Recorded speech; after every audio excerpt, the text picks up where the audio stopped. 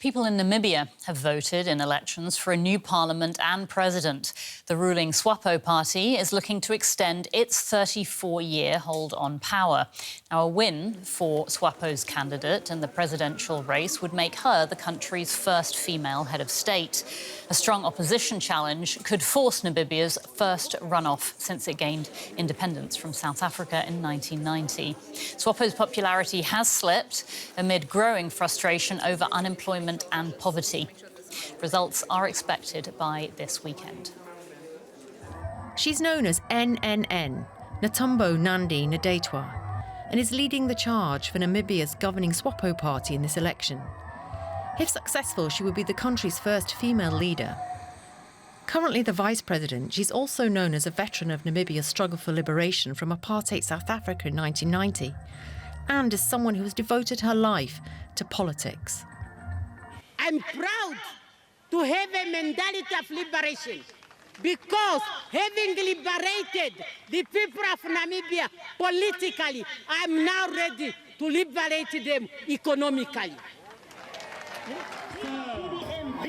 Some 14 other candidates are running for president. But out of 4 main challenges, it's this man, former dentist Pandulini Itula, who, it seems, could cause the biggest upset for the governing party. He founded a new political grouping in 2020 and is promising to address the economic hardship that is making life difficult for so many in Namibia. And as a result of poverty, a lot of our people have got no food to eat, and children are dying of hunger. Inequality and a lack of opportunity have been among the issues driving the election campaign. Namibia is rich in minerals and exports diamonds and uranium. But not many of the country's 3 million people benefit from this wealth. Unemployment is high, especially for young people.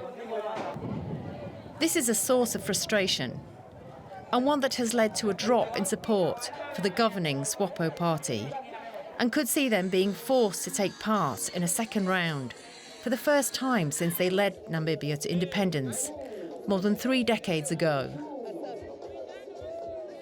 And DW reporter Jasko joins us now from the Namibian capital, Windhoek. Jasko, tell us, how did things go on election day? Well, yes, thank you very much, Anya. Unfortunately, what started out as a very exciting day turned into a bit of a conundrum for the Electoral Commission of Namibia. There has been more and more reports about logistical issues throughout the day. These issues range from the sheer lack of ballot paper.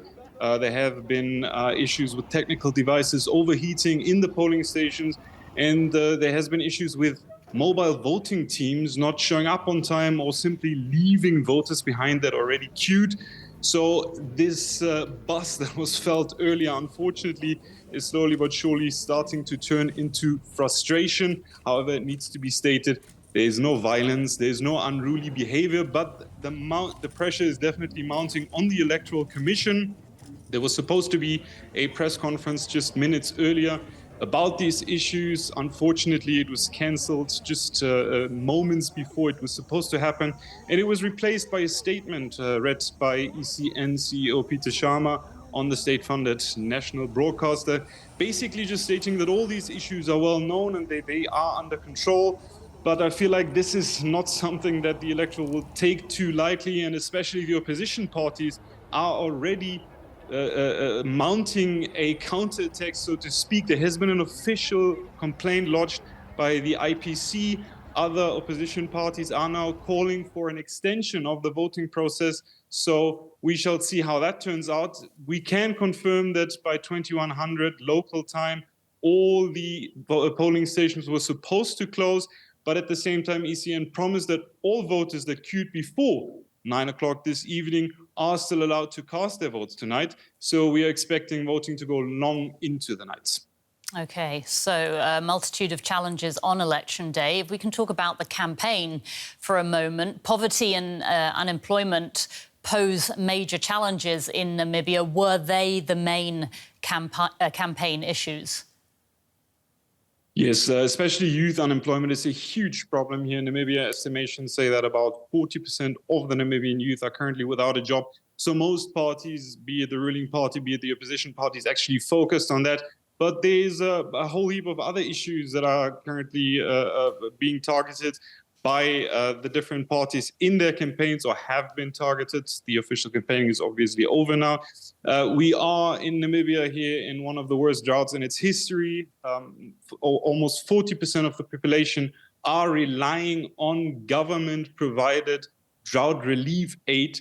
So this is basically a climate change effect that is especially harshly felt here in Namibia. There are other issues that were also targeted during the campaigning stage, the land question, the question of distribution of land, the lack of adequate housing, and of course, historically, there's still issues with reconciliation, especially with former colonial powers such as Germany.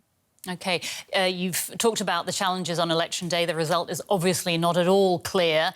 But do you think Namibia could become part of this trend that we're seeing in other southern African countries like Botswana, where long-standing ruling parties or liberation movements have been voted out of office?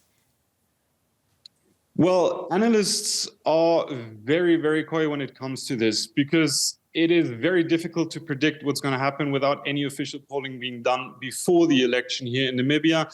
However, it is highly unlikely, according to analysts, that SWAPO will outright lose power, for example, like the ruling parties in Botswana and in Mauritius. There is, however, the idea that there are some political parties from the oppositional side that are trying to steal some votes off SWAPO. We mentioned IPC earlier. AR is also another party to mention there, and that could actually lead to SWAPO losing enough seats to have to be forced to then form a coalition, which would be a first here in Namibia. However, as I stated, it is still highly unlikely that SWAPO will outright lose its power in Namibia. DW's Jasko in Windhoek. Thank you so much for bringing us up to date there. And DW reporter Okeri Ngutjinazo is from Namibia and has been following this election from Germany. Okeri, there seems to be a trend in southern African countries like South Africa, like Botswana, where long-standing ruling parties or liberation movements have been voted out of office. Is this now likely in Namibia, do you think? It is very difficult to say at the moment, Anya, but SWAPO, the ruling party, is definitely on its toes. I mean, SWAPO has been in power since the country's independence, that it's 1990, and it is relatively a strong party. But in 2019, it lost its majority by winning only, that is 56% of the presidential election. Now, this year, they have put forward Netumbo Nandi-Ndaitwah as the presidential candidate. And, I mean, with her win or her possible win, SWAPO is hoping to put in, or Namibia is hoping to elect its first female candidate. Now, its major contender for SWAPO is Penduleni Itula from the Independent Patriots for Change, that's the IPC, and also George Amupanda from the Affirmative Repositioning AR, and they are both actually members of SWAPO, so that is actually very strong, that the fact that they left the ruling party and also formed their own side parties besides that. Now, experts believe that SWAPO may decline in Wednesday's election, but whether they'll lose, that is actually hard to say. They believe that they might win, but at best, a coalition might have to be formed if SWAPO does not win its majority in parliament. Can you tell us what young Namibians in particular are hoping for from this election? The main thing that young people would want, I mean, speaking from my family to friends, they want a job. Youth unemployment in the country is quite high at the moment, and graduates are doing odd jobs just to get by. I mean, I read recently in local newspapers that graduates are selling things on the street just because they cannot get a job 6 years or 5 years after graduating. Now, the ruling party presidential candidate Netumbo Nandi-Ndaitwah has pledged to create jobs and also tackle unemployment rate among young people and graduates in the country. Now, she's promising in the next 5 years 500,000 jobs. But this is a goal that critics say is unrealistic. But youth want someone that will make changes in the country, and they just don't want to listen to promises anymore. So would you say that poverty, unemployment have been the major issues in the election? Did they dominate the election, would you say?